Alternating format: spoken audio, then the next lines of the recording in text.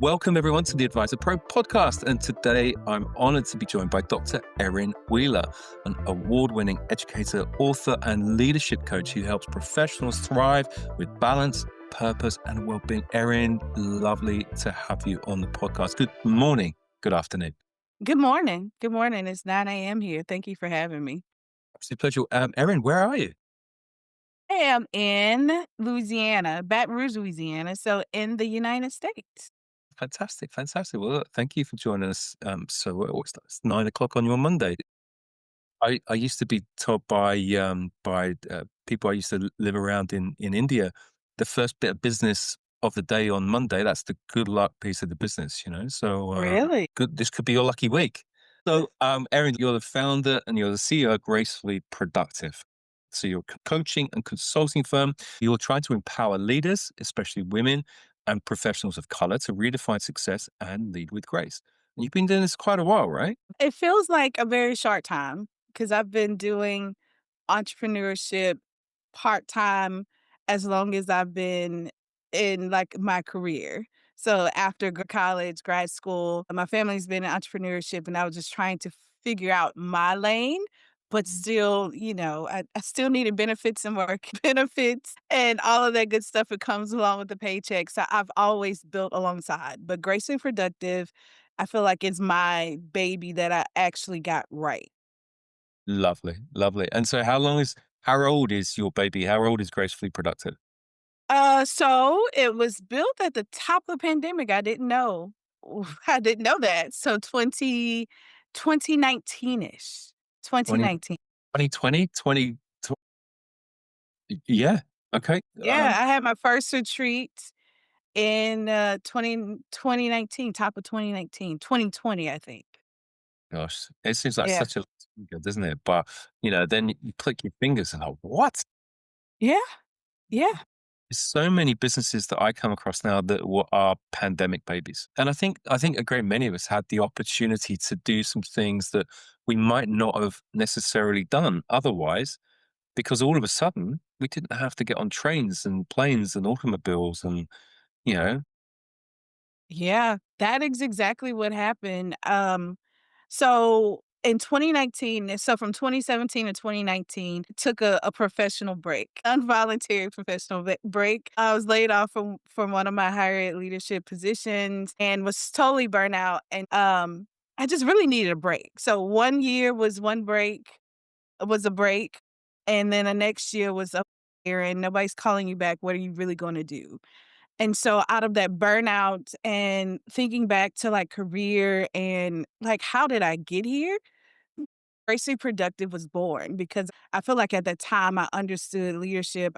I had the evidence to back up an experience for me to, like, coach adults. I've been coaching students and faculty and teaching and learning for a long time, but I really felt like I was at a good place to share what I've learned from burnout and working in leadership and team building and doing some great things in the midst of it that I did that. So when I actually ended up in a CEO position of a nonprofit in New Orleans. That's an hour and a half drive away, but it was remote so I can come and go as I please. But once everything shut down, I had, what, 6 hours? 6 hours or so and brain power to build another company because I didn't have to get on the road. So, exactly, I had the mental capacity, I had the time to actually focus on a company. wow. And you know what? Today, I mean, if people did have 6 hours just to sit in the car, then maybe they could be listening to this podcast. I don't know. Maybe. I don't know. Or they could be around the house enjoying their own home and With still headphones, focus. on this podcast. Yes. So isn't it ironic? Very often we have to pretty much burn out and experience that I am not happy doing this. I am giving everything to this corporate. And I've said this many, many times. And they take and they take and they take and they take and they burn you up. And you go, oh, I can't do it anymore. And they go, okay, well, buy you off or we'll let you go. Buy you off as your best case scenario, not Yeah. what the best case. Yeah, but very often you're just going to be kicked out and replaced. And then the cycle continues. And what's left for you? It's this kind of bundle of leaves and this tiny little ember in there. And all of a sudden, we start to kind of blow on it. And all of a sudden, you've got a business. You've got this lovely little flame again. Yeah, That's a great story. I love that. Then you've lived both lives. I mean, you've been in that massively structured world of academia, massively structured, I like that. and then all of a sudden what did you do? Did you wake up and went and you rebelled and you just went, no, I'm an entrepreneur. Well, of course, you had it Yeah. forced on you to a certain extent, but how did you cope with that difference between structure and hierarchy? I would imagine, and then all of a sudden unstructure and the antithesis of hierarchy, and as in it's you and your business. So I had 2 phases of burnout. 1, I completely, like, burned out, had no idea. 2 was the time where I got laid off, but my first bout was after I received my PhD, and I just thought the world was gonna be at my feet, just offering me jobs. And I was at a great entry level at a local university, and I was great until I finished, but then I'm like, there was no way for me to move up the ladder. It was just the ceiling was so low, the salary was so like, it was just suffocating. So I was like, "Okay, what can I do within this?" And even at that time, I had a bit of a rebellious, like, why again, traffic. Traffic was the issue again. Why do I live 20 minutes away and I have to sit in, again, an hour and 30 minutes of traffic, this time in the same city? Like, "Can I come in at 9?" They said, "No, you have to be here at 8." Why? Well, I'm drinking coffee and talking to my colleagues between 8 and 9. I'm not doing any work anyway. The other piece is just like, why do we take so much time to do things here? Oh, and I didn't know that was an entrepreneur's mindset. It was like, can we test and get it started? Why do I have to build it, waste time building it and say, "No, that's horrible," or somebody can take it away, take money away or take project like, I hated the whole thing about and that's actually why I'm doing hire it differently now on my own terms. It's like, we need a change, but that time, I'm entry level, nobody will listen to me, right? But that was the start of it. I knew I started questioning things. I didn't want the life. I didn't want the low salary. I didn't want, the ability not to accomplish things that I knew was right in our grasp because of hierarchy. And I began to question what I wanted in my life. And I thought I was crazy. Of course, my colleagues are older, like, "Oh, you're gonna be here till you retire." I was like, "No, no, I don't want to do things that I love freely. I wanna hang out with family. I wanna do things for my church freely. I wanna help the community. I wanna vacate. Like, I want just freedom to do things because I could do this work in 3 hours and go about my way, but you making me stay afraid." Exactly. So Exactly. that is how it was born, and so even there, I had my first company was, eSource Learning Solutions, and that was where I was tutoring and doing college prep. So that was the first iteration of my higher ed company, and I did that part-time, learned a lot of things, but didn't have any support. And so, yeah, it's been like me this entrepreneurial journey has grown alongside of my career, 1, out of the need for more money, and 2, a way out. I love that. So yeah. Yeah, I it's love been growing and brewing ever since. I speak and spoke to hundreds and not thousands of people across corporate America, and it does strike me very often that there is a certain element of fear, I think, in terms of living in the day to day. I'm not talking about current stuff going on. I don't want any knock on my door. We've got enough problems here in the UK. But in terms of the 401k, in Yeah. terms of your pension for UK listeners or anywhere else, in terms of benefits, in terms of well, if you don't work here, you're not going to get any benefits. Not going to get your Exactly. 401k. What are you going to do? And everyone works and works and works. You don't have the holidays that we have here in Europe. I think there's a move to kind of abolish that in the UK as well. But we should all be a bit more French, and have 68 weeks off a year. That's Yes. what. Not sure if that makes for a highly productive country, might be, just taking it a little bit far. But this taking back control, really, this is what you did. That's Mhm. awesome. You just went, I'm not doing. No, no. Your colleagues are saying to you, you're going to retire. No, no, I'm not going to retire. Yeah, Yeah. I love that. That's really inspirational, Erin. And Yeah. people who listen to this podcast, all of the 15 people that we think might be. No, I'm joking. I'm joking. It could be 16 by now. We're still very, very young. But if you think about many of their corporate careers, they might have been doing the same thing for 25, 26, 27 years. They might be experts in what they do in big corporate, but very often our coaching calls start with, so what? Yeah. What do you Yeah. think? Did you experience that? Did you go through that kind of journey? And how did you navigate that? So at that when I was in that entry level job and I felt like I couldn't move, right? I knew I had to shift my mindset. Okay, Erin, you're not getting hired for positions. Like there's no opening. Like you applied. What are you going to do now? And so there I began to shift how I did things, my mind, and say, okay, how can you leverage this time? You know it's coming, but obviously you must need to be here for a minute. And I think that was the reason was for me to shift in that mindset. I started to look at my finances and I cut back. I was among the first card cutters and like, oh my God, you don't have cable here. And like, no, I don't. Because I'm not at home to watch it. It's a waste, right? And so just begin to cut. I began to focus on my health and say, okay, if I have to sit in traffic, what's a way for me not to? Okay, Aaron, go get a gym membership, pack your bag, you're gonna work out. So you're not in traffic. Couple days a week. The other days a week, you go to a coffee shop just like you're working on your dissertation and you work on your business. All right. That's done. Okay, Aaron, you can't go here's 2 for 1s. 2 for 1 Tuesdays and Thursdays and happy hour every day with your friends. You can't do that. Money, time, and also energy. Like cutting, just figuring out a way to like make like that overall well-being. I couldn't change my situation totally. So what's in my control? And so I did that and just began that time, just focusing on me really helped set. I'm still working from that kind of like 4-point plan that I wanted in my life. I literally put it on a napkin one day. Still working, still evolving, but still working. So it started with just taking what it's in my control and we don't realize how much we do have in our control. Absolutely. It sounds like you had a bit of an experience there. It sounds like Mhm. you you actually really looked after yourself. Yes.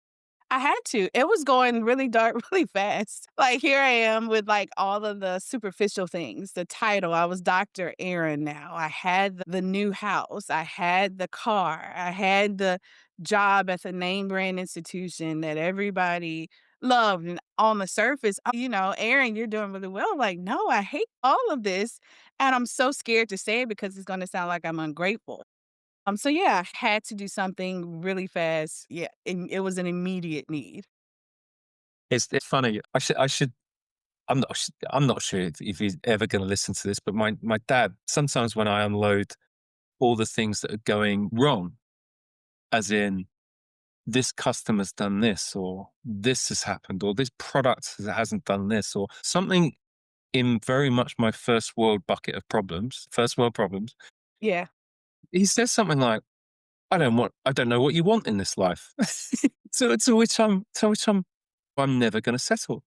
I'm never going to accept just because yeah, it's okay for someone else. That's their okay. For me, I've got that drive. I've got that aspiration. I want to help people. I'm going to try and move people's lives forward, both in my coaching, but in their coaching of their customers as well. That's why we built Advisor Pro. That's why you've done all the great things that you're doing. If you'd have just accepted the norm, you would have just nodded at that water cooler conversation and you might still be in that job hating every single second.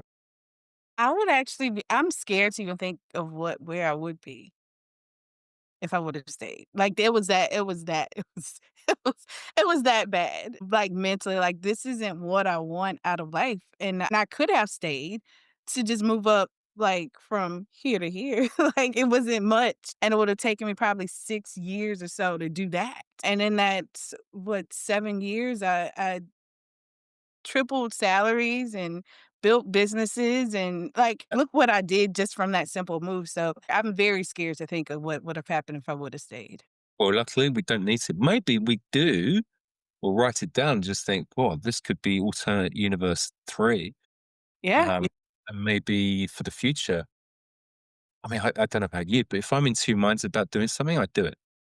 yeah, yeah, Doesn't always come off, but at least I know that I've tried. Yeah.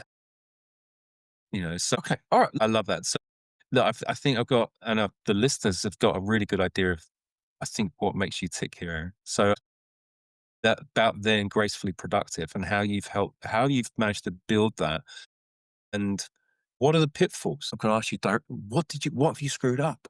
Because I keep screwing up. I screw up everything, like lots of things. But what about you? Surely. I still feel like I'm screwing things up. Yes. Just a little bit less now. And I have to I was a that high achieving valedictorian where I would, get on myself for missing at one point, still follows me 25 years later in my life, right? No, 30, I don't know how long it's been since high school.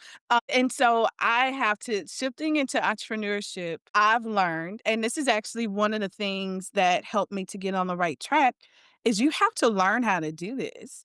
And so if there's anybody out there who's starting, like find any startup resources. So for me, because I was doing this at the time in rural Louisiana, cut off from people saying, "What do you charge to tutor?" Like, because I need them because people charge $250 just a tutor. So y'all saying, "Why am I doing this? Why I'm not doing this for free?" is different. So didn't have those resources. But when I actually got connected, I started searching. It's like I need help. Who has built an education based business and made money from it? And that took me a long time to, like, search. And so down, 1 hour away in New Orleans, which is big city compared to where I grew up, they had a very novel, I haven't even found one like it, novel education startup. And so what they did, it was a nonprofit. You paid a little bit of a fee for investment, but they taught you how to start up. And one of those resources was Lean Startup by Eric Wright. On my bookshelf. It's the book that I still like that shifted how I see things now. And so that book taught me, 1, how to start lean, how to not you're gonna fail, but don't fail $1,000,000 fail, right? Fail low risk. Us. The learning side of me, the education, the learning part of me understood that. And so that book put everything together. And so learn how to do this properly. Learn the podcast, the NPR podcast, how it's built. I listen to that a lot to just say, "Oh, everybody has really effed this up, right? Not just you, Aaron." Exactly. Something else I've learned recently as well is if you f things up with a group of people, as long as they don't know each other, you've only effectively effed up 10 times, but times one, Yeah. which is much better than effing up 10 times to 10 people all at once. Yeah. And then They're I've not also learned how to be honest and authentic and say, "Hey, I'm a new business. Help me get this right." Or how can I make this better and not just keep screwing people over and just say, "Oh, that's gaslighting them, gaslighting people." Like that's not gonna bring you good business or goodwill either. absolutely. So I guess we've also talked in the past about really trying to build authenticity in relationships, and sometimes that comes at a cost of heavy marketing. Mhm. Yes, a lady we had on the podcast just a couple of weeks ago, she's built her business off no marketing at all. All groups Mhm. and interesting support groups and conversation groups. So where how have you done it? I hate marketing. I hate social media marketing. That was one of the ways I waste a lot of money, and I'm learning to build authentically. And I did have a business coach that really helped me understand this. And she was like, "Erin, you have to build your business in a way you can go to bed and sleep at night. Like your lifestyle may not be conducive to a multi-million dollar coaching company. Your moral values and compass may not be set to charge people 1,000 people per hour, but there's a in between space." And so I've been working on building it authentically. And I'm a Gallup strengths coach. So even that training and that for me, going through that training helped myself and I help other people understand using my own strengths as a restorative. My number 2 is a relator. And so using that strength to relate, to build more authentic, even if I have to do social media, marketing, what's the strategy that works in my strength? And so and that's where I am. I took a pause this year to really do that groundwork and not just waste, like I wasted so much money on ads because I didn't have the business to do it. Like, it wasn't like, it was going nowhere, but everybody, "Use ads, use ads, use ads," and I'm like, "But my success comes when from word of mouth, from just me being from my newsletters, from different ways that I like to interact," and I actually did it backwards. I started with retreats first, Wow, and then I rolled into coaching and said, "Hey, do you want more of this?" Because I knew my audience, which were mainly women of color, busy with women of color, they wanted to get away first. The coaching piece wasn't something that they immediately gravitated to, so I had to teach and show them what that looked like, but I had to meet them where they are. And so you have to build your business, 1 for yourself, but 2 for the people that you want to help. absolutely. And yeah, I'm right with you in spending way too much money on ads before I was ready. I mean, yeah, to be honest, this is the first B2C application we've built in advisor, Gotcha. even though the C in it is coach, not consumer, Yeah. and really the acquisition on that could be LinkedIn. It could be, it's not going to be me dancing on TikTok. Well, so desperate we get, I don't know. I can floss a little bit, but that's about it. I will not be doing any kind of examples of that on any video version of this podcast. But look, you've made a point of saying, look, you're not the six-figure coach, but you're building this real strong foundation. So that's what we're talking about. Surely, if you do the right thing, then and we don't focus on the money will come anyway. Yeah. Yeah.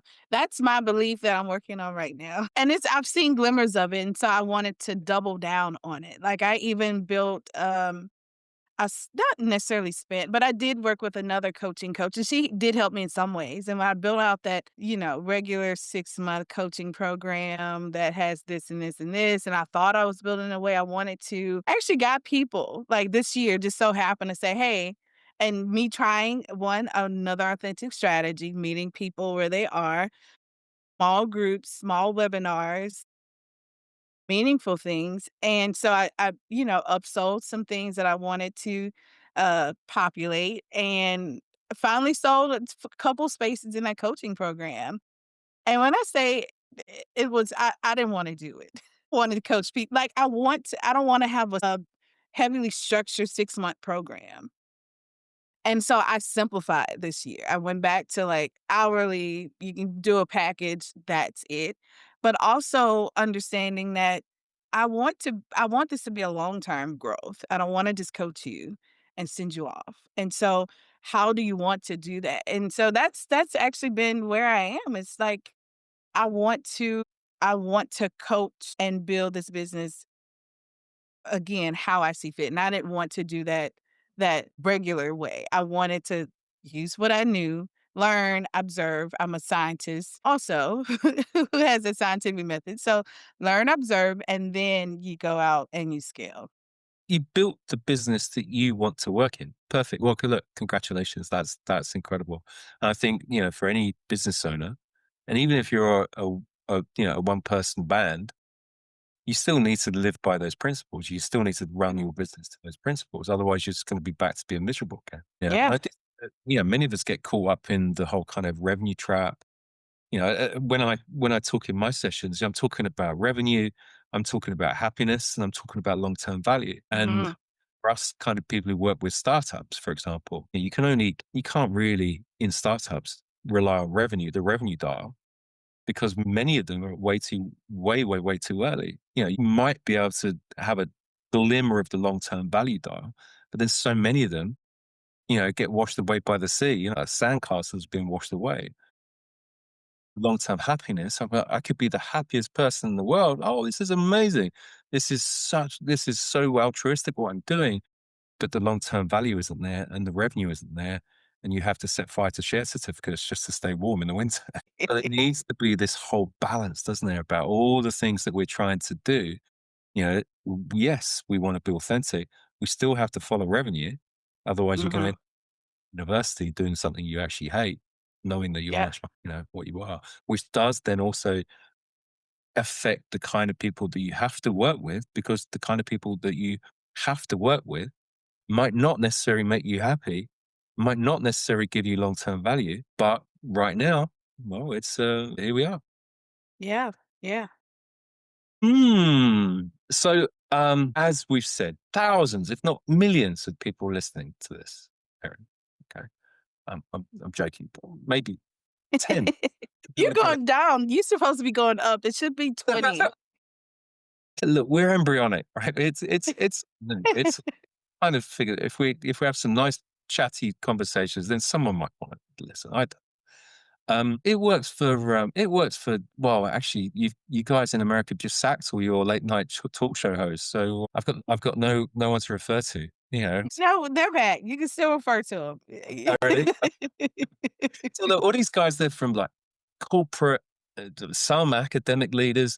I'm coaching a guy, he's a pig farmer. Trying to build a consulting practice with him. What are the biggest gotchas and what advice would you give to these fledgling advisors out there?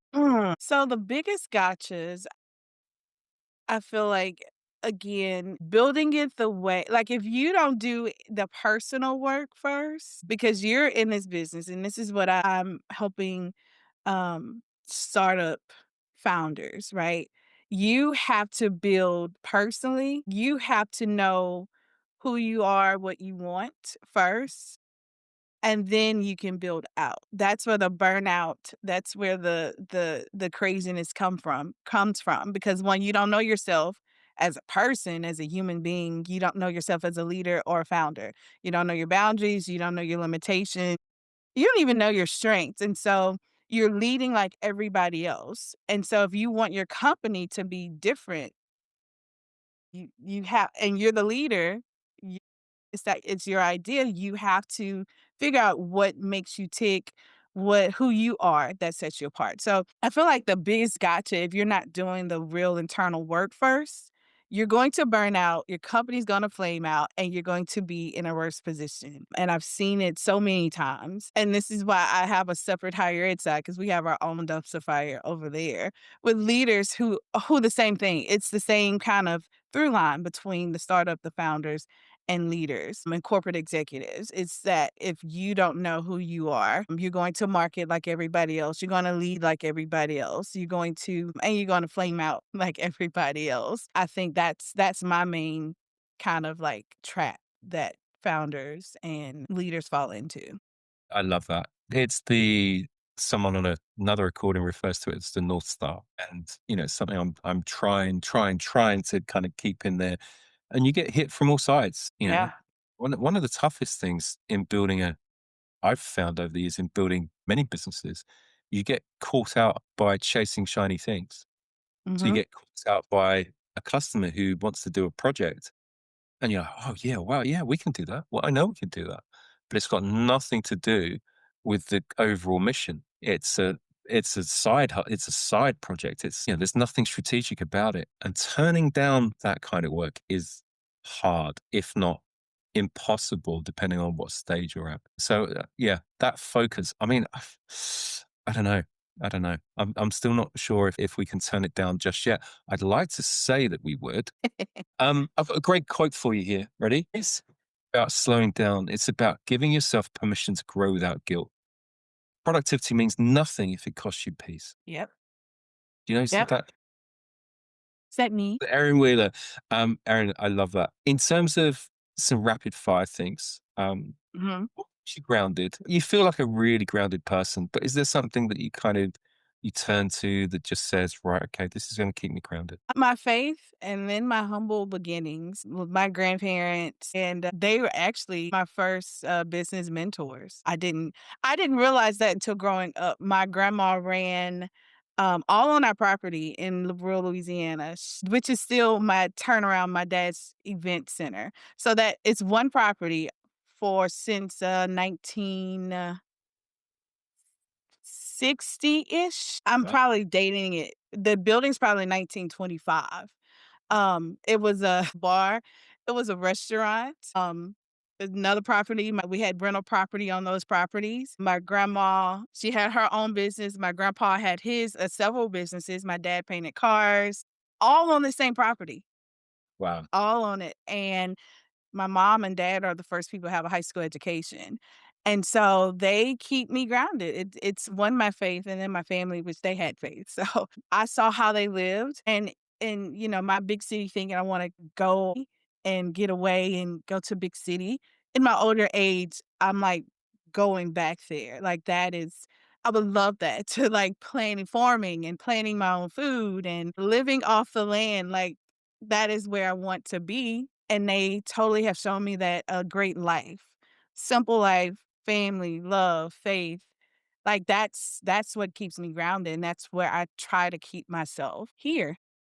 That's beautiful, Erin. Thank you for that. Um, what about books? Anything that's changed your life from a business book perspective or any other book?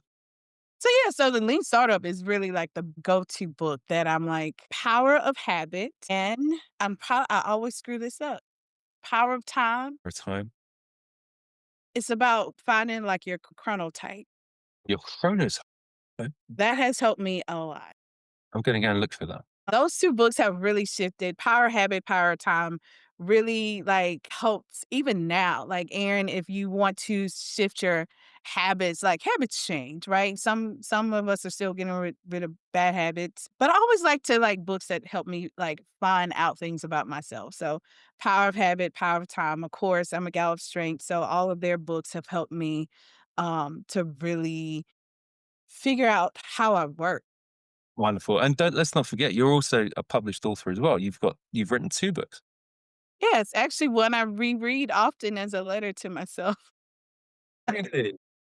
That is actually Live Wiser. So everything I have probably shared up to this point about burnout, about leading, about just figuring out how to be an adult away from what people have told us adulting was, or away from what we thought adulting was. It's Wiser. You're done with that 25 years ago. Where where And again, I'm like, there. I start off the book with, "There's no book to teach us how to do this." where's the guide exactly? Yeah, so it's Excellent. Live Wiser, Power of Adulting. It's one of the that was a book that was born in the pandemic. That's one of the things that I did while not in traffic. It was supposed to be out 2 years prior, but then even in the new role, I started to question things about being a CEO and a leader and adulting again. So all of that went into that book that I love it. It's emotional intelligence, it's career, it's everything. It's everything that you need to, like, figure out who you are as an adult. We're going to put the link to that on the Amazon or wherever you can buy it into the speaker notes for this on Spotify. So, Dr. Erin Wheeler, thank you so much. Look, this has been absolutely brilliant. And I think you've really shown leadership, learning, and how could I round this off? Leadership, learning, and grace, well, that they don't compete. They just add together, they compound, and they make everything so much better. Thank you for that. Thank you so much for having me. I enjoyed our conversation today. Absolute pleasure. And that's it for this episode of the AdvisorPro.ai podcast. For more information, just check the speaker notes. Thanks, everyone.